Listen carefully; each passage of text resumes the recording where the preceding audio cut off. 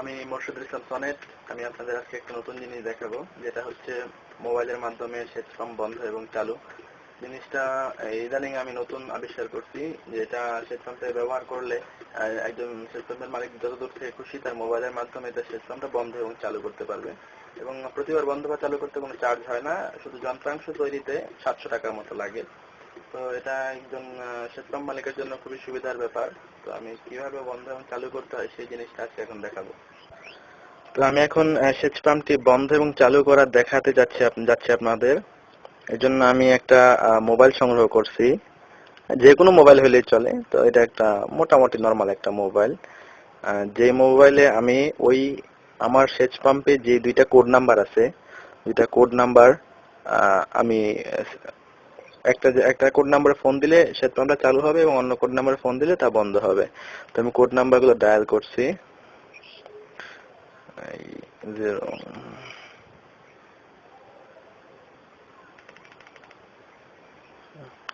তো আমি একটু বাইরে যাই, তাহলে আপনাদের দেখতে সুবিধা হবে। বাইরে সেচ পাম্পটা ঘুরতেছে, মনে করেন এইটা তো আমার, এটা ফোন দিলাম, ঠিক আছে, কলিং হচ্ছে, সুইচের জায়গায় কেউ নাই,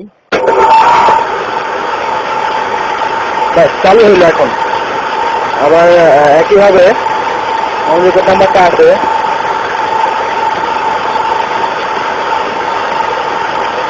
ওটাতে এখন ফোন দিলাম,